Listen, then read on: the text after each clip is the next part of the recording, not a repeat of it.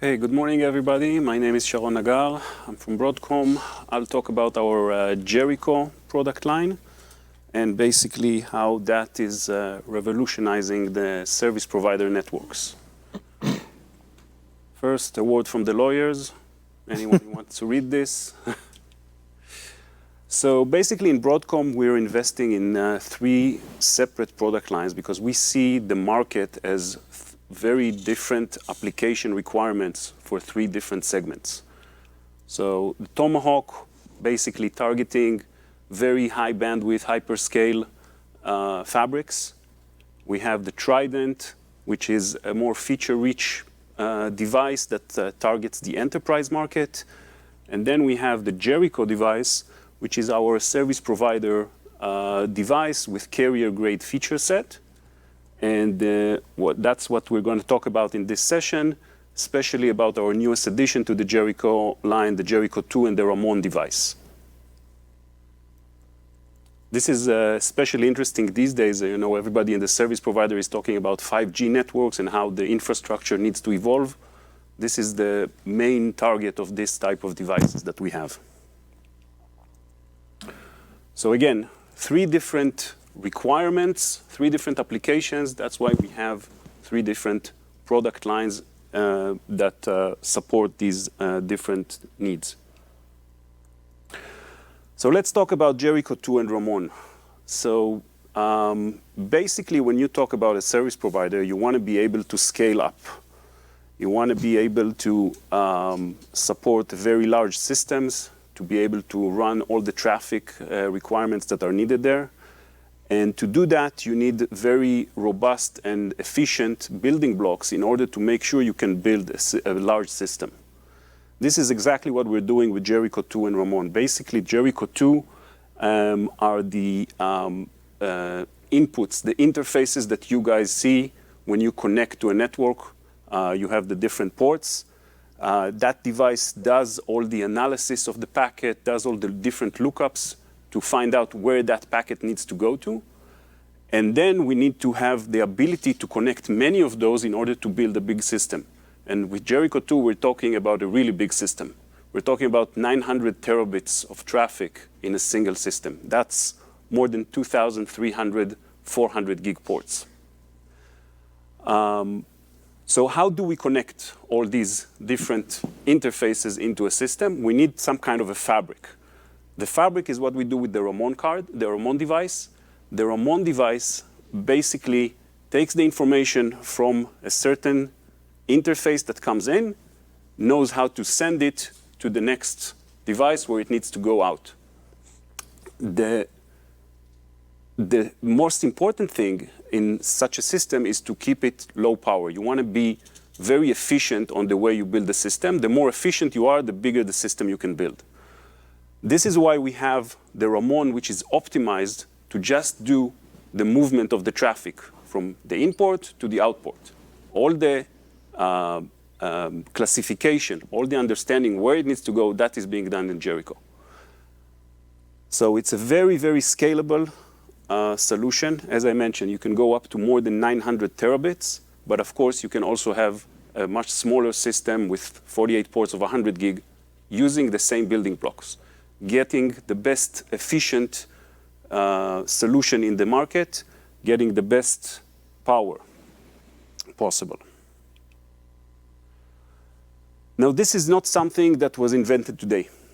This architecture, this pipeline is something we've been working on for more than the last 10 years or more even, basically starting with the Arad Plus device that used to be back in 2010 the leading edge device with 480 gig traffic as the building block for these kinds of systems. And as you can see, we evolve through the generations, again, using the same basic architecture, but enhancing it with more features, with more programmability, and scaling up the capacity that we can do. So today, with the Jericho2, we can do 10 terabit. That's 20 times more than what we did in 2010. This, again, goes together with the fabric element. Very important. You want to be able to connect many of these to build a larger system. You want a very efficient device to do that. This is what we call the fabric element device. The latest one is Ramon, again, going up from 600 gig back 10, 12 years ago to 10 terabit with this newest generation that is out there. These building blocks basically allow us to build these huge systems and scale from a very small system according to the needs of the service provider up to very, very large systems. You can read about the Jericho2. It's been out there for a while now. You can see a lot of papers about it. The one thing they all have in common is the density that you can reach. This device, a single device, can do multiple 400 gig interfaces on it. It's the most dense device that's out there in the market. And the fact that we have these building blocks means that it's not just a single device that is the most dense. We can do the most dense system out there when we build it.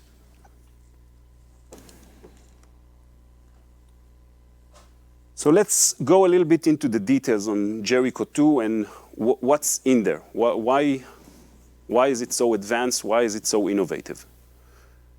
So the first thing, again, is the scale. Up until these type of devices came about, there was the density, the number of ports you can have on a system was much, much lower. The capacity you can pass through a system was much lower than what is available now. With these devices, we can do more than 900 terabit. That's a huge number. The most important thing for us when we're building such devices is to make sure that there's no compromise on the performance. What does that mean? It means that, first of all, we have a deterministic pipeline.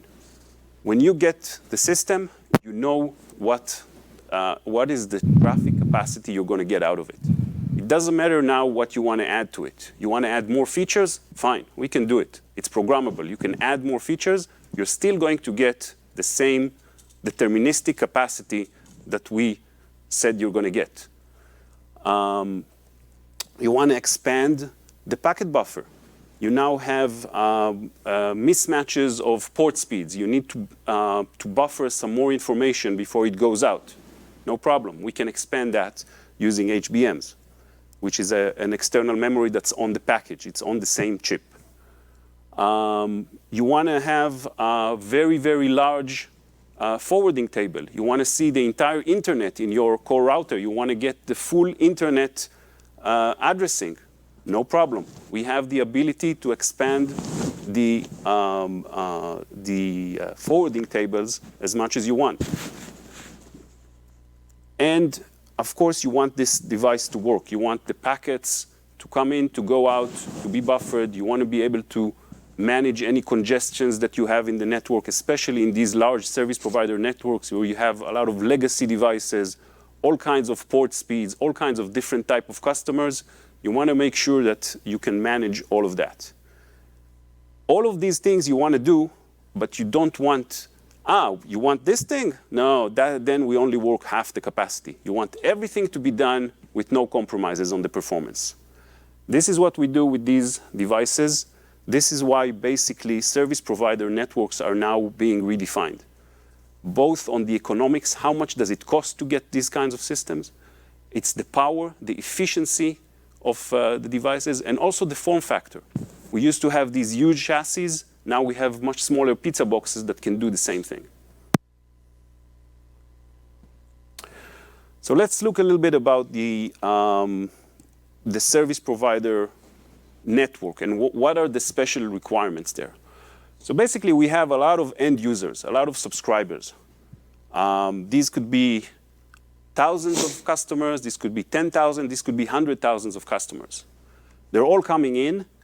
The traffic that's coming in, you want to know where you need to send it. Now, in case of the internet, there's a huge address book that you need to keep somewhere. These are the forwarding tables. OK, where does the traffic go? These customers are very different. You have home users. You have cell phone users. You have an enterprise customer. You have a small office. The requirements are very, very different, and the speeds that these traffic comes in is very different. You know, a mobile phone user is not as fast as your laptop connected to the Wi-Fi. It's not as fast as a small office that needs to have internet connection. This requires some kind of management of the buffer. Where is the traffic hold while we wait to send it to a certain place? So these are some of the main requirements when you look in such a service provider network that are unique to the service provider. And these things need to scale. We sometimes need a very small system for an internet service provider in a small town. It doesn't need 900 terabits. It needs a smaller system. If you look at, I don't know, AT&T, Verizon, one of those, they need a much larger system. The common thing between them, they both need to scale the forwarding table, the buffering accordingly. You don't want to compromise on that. And that is exactly what we're doing with building these very, very efficient building blocks to allow for the system manufacturers to have systems that are scalable from very, very small scale to very, very large scale. So we talk about the forwarding, the address book for the network. This is what we call, this is one of the innovations we have in the Jericho2. It's what we call the MDBE, Modular Database. This basically is a database that holds, amongst other things, the address book for the packets. Where does each packet need to go? It also holds what we call ACLs. These are like filters. You know, some packets, we don't want them to go to some places. We want to filter out. We have some special rules that we want to do there. So all of this is stored on the chip in a special database. But sometimes very, very large scale operators, they need more than that. That is why we have a dedicated interface. It's called the KBP, knowledge-based processor. It's basically an external memory, external TICA memory that allows you to enlarge those databases when you need it. And again, the idea is everything is done without compromising the performance. Same goes for the buffering. So we have an on-chip buffer. Basically, part of the device is a packet buffer element that allows us to buffer. Usually you need buffering when you have mismatch of speeds. Think of a 1 gig port coming in, but the uplink is 10 gig, or a 10 gig port coming in and the uplink is 100 gig. When the 100 gig comes back, it comes very, very fast. You need to slow it down in order to get it out through the port that's coming out. So we need to buffer that somewhere. In most cases, this buffering, a small enough buffer is needed, and you can have that on the chip, the OCB, on-chip buffer. Some cases, like for example, with microwave links. Microwave links are very sustainable for changing environment, rain, things like that. Sometimes the link goes much slower. Sometimes it goes faster. You want to be able to adjust to that. Sometimes you get some congestion in the network. When you get these flows that are congested, you want to be able to have a bigger buffer to store them. This is why we have the HBM. Basically, the HBM is, again, a very power-efficient way to have extra memory, a very large extra memory. We're talking about 8 gigabytes of memory that is attached to the device. This is all inside the package. You know, this is what's inside the device. It's all, from your point of view, it's a single device. But in it, we have this HBM that allows you to increase that buffer when you need it. And again, the main thing, there's no compromise on performance. It doesn't matter if your traffic is congested, not congested. We have the tools to let you handle it. The other part is the pipeline. So basically, a switch pipeline, you get a packet, you need to parse it, you need to understand what's in it. You need to do some lookups. You want to see, okay, I need to search the directory. Where does this packet go? I need to look up in the address book. I get some answer. Oh, it goes to address A. Now I need to work on that result and make sure that the packet actually gets there. The switch pipeline is built of multiple of these steps with some special functions, with some efficiencies built in, but that's the basic pipeline of any switch device. Our switch, again, we have, oops, sorry, wrong way. Oops. So again, we have these stages in the pipeline that do the parsing, do the lookup, do the actions that you have to do after you do the lookup. That's the standard path. These stages are programmable. What does that mean? Okay, when we get to a stage, we can decide how do we build the key that we're going to look up? Where is the bits coming from? Why do we, which bits do we choose? Which database do we go in lookup? Do we look up in the Bay Area directory? Do we look at the US directory? Which database do we need to look up this answer? All of this is programmable. And when we get the answer from that lookup, we also need to program how do we want to interpret that answer. What does that answer mean? All of these is something we've been doing throughout. You saw the many, many generations of these programmable devices. This is something built into our standard pipeline. With the Jericho2, we're actually extending those capabilities with adding what we call a programmable element matrix. This is some more horsepower for the stages. You need some more horsepower in a certain stage, no problem. You take a part of this matrix, you connect it to that stage, you get more capabilities. What is this good for? For example, we have multiple MPLS labels that we need to terminate when we get the packet. The chip can do a lot of those. Sometimes you have a very strange requirement, you need more. No problem. In the lookup stage where we do the tunnel termination part, we add some programmable elements, we do more in that stage, we go back to the standard pipe. Another example, there is now a new kind of protocol, something, a user-defined protocol. Again, no problem. We take a part from the tunnel termination, we identify this protocol. In the forwarding stage, when we decide where to send this packet to, we add some more horsepower there, and we have this support for a new protocol. So we have this capability to extend the pipeline, to extend the capabilities of the device. And again, very important, doing that with no compromise. It doesn't matter you use the standard path, you use the extended path, you always get the same performance out of the device.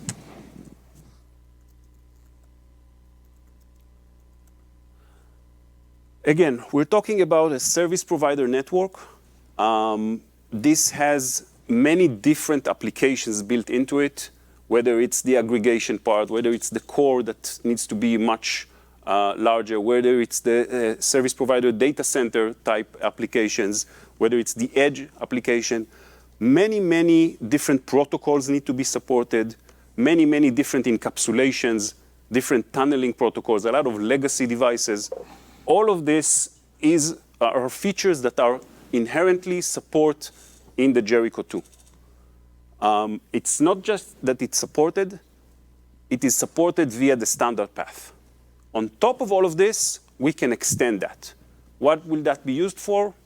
We'll wait and see, but these devices usually stay in the network for 7 to 10 years, so there are things that are coming. Some things could be like very new instrumentation techniques. You want to get some more information. That is things we can program through the extended pipe. Do you support time-sensitive networking? Yes, we do support time-sensitive networking. There are multiple protocols related to time-sensitive networking. Some of them are related to the timing accuracy, which we have the capabilities in the Jericho2 family. Some of them are related to different ways to do the classification of packets and things like that. We have those supports in the family.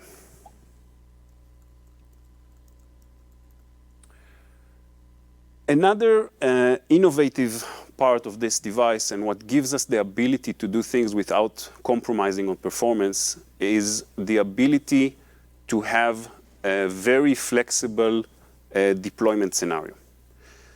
So basically, in a standard naive solution, what you will have is for each of those stages in the pipeline, when you need to look up, basically you need to build a key, you need to look up, you need to take some action, you will have some memory connected to that stage, and that's where you will do your lookup. That's your simple address book for that specific stage. In this case, basically, you would need to copy a lot of information again and again and again because you might need to use it in different stages. And each one has its own memory. You need to have that information in that memory. More advanced architectures, you might have some stages that go to the same memory, so that gives you some lower rate of copying stuff. You don't need to multiply that information throughout different databases. But again, you have access to only specific databases from each stage.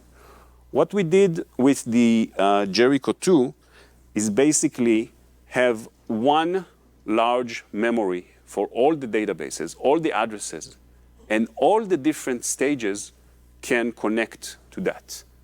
It gives us, first of all, a very efficient solution because we need to keep the information once. Anywhere in the pipeline you are, you get that access to that information.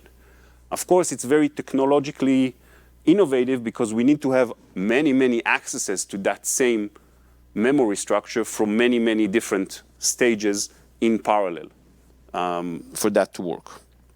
And that's what we did. That is our centralized and fungible database that we have in Jericho2.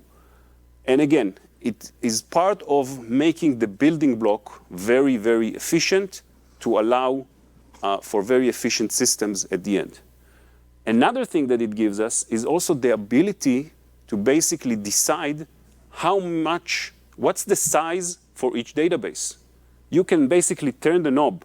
If you're in an IP core kind of application where you need very large forwarding table, you can do that. Now you're going to a BNG type solution where you need a more balanced between layer 2 and layer 3 capabilities.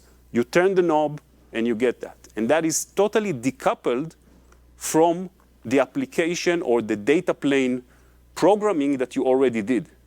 So you don't need that to be connected. You can have one data plane programming in place, and you can decide how to scale for the different applications.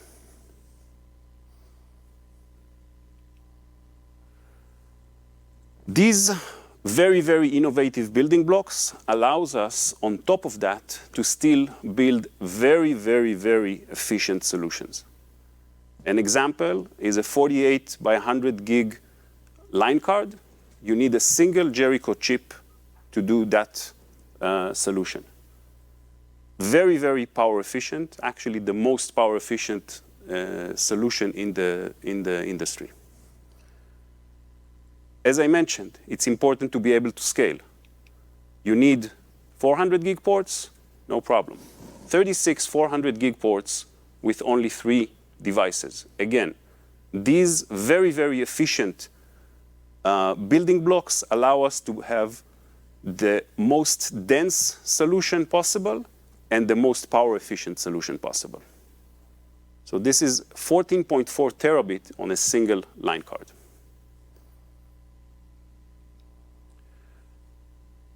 The last part, as I mentioned, we need to somehow connect all of these devices. So a device can do 48 ports of 100 gig, but we might need more than that. How do we get these devices to talk to each other? Again, in an efficient way. The idea here is we have an optimized device. It's called Ramon. It is a simplified architecture. We don't do all the lookups now and all the processing that needs to be done on the packet. We don't do that in the fabric. In the fabric, we are very, very optimized to take the information coming in from one Jericho2 and get it to the right outgoing Jericho2. That is why we have this device. Again, it gives us the ability to have an efficient building block that allows us to scale up. the device itself is very, does most of the things on hardware. Basically, it controls the congestions. It knows which links are open, which links are more congested. It knows how to direct the traffic to the right place. It knows how to self-heal. We have a link now that went down. Okay, we know, everybody knows, okay, don't use that link. It's all being done automatically by the hardware itself. And again, we talked about a little bit about 5G networks. So the interesting thing about 5G, the main difference from 4G, in the 4G network, the main innovation was the radio. There's a new radio capability. In 5G, there's new radio capabilities, but it's also the data network. The infrastructure that drives the 5G networks is a very integral part of making it happen. For that, it's exactly why we have this Jericho2 product line. It's a family of products. It starts from the edge, from the mid-haul, front-haul, or what people call now X-haul type solutions with the Jericho2 with the Q2A device. We have the aggregation with the Jericho2C. We have the full core solution with the Jericho2 and Ramon. It's a family of devices, family of building blocks that allows you to have a very scalable solution from very, very small requirements to a very large solution. As we said, more than 900 terabit in a single system. Again, this is very impressive. These building blocks are very, very efficient. We are proud to have the most efficient power solution in the industry for any of these scales. Can I ask which vendor is using Jericho2 in the front hall? We have, as you saw in previous slides, we have a lot of different end customers working with us. OEMs, basically all the large OEMs are using these type of solutions. Okay.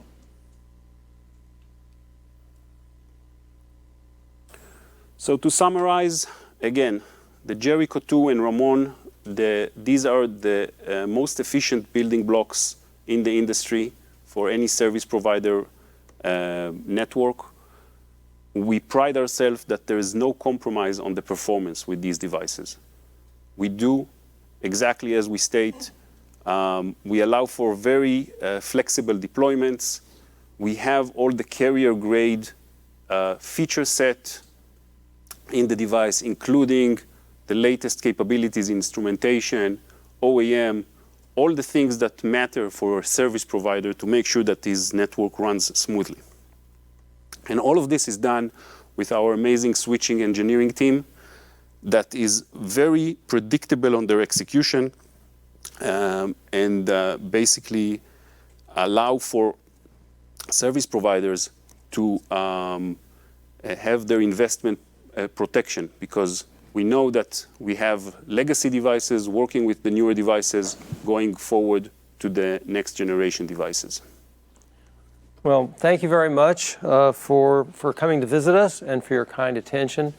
That we've been very excited about this. We've been planning for it, and we're very happy to share what we've been working on with you folks in attendance here and also watching the webcast. So let's just summarize, okay, sort of what we've talked about today.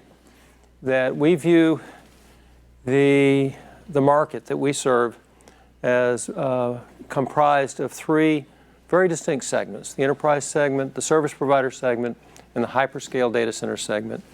And our product strategy is to provide purpose-built products for each family. The other thing that we have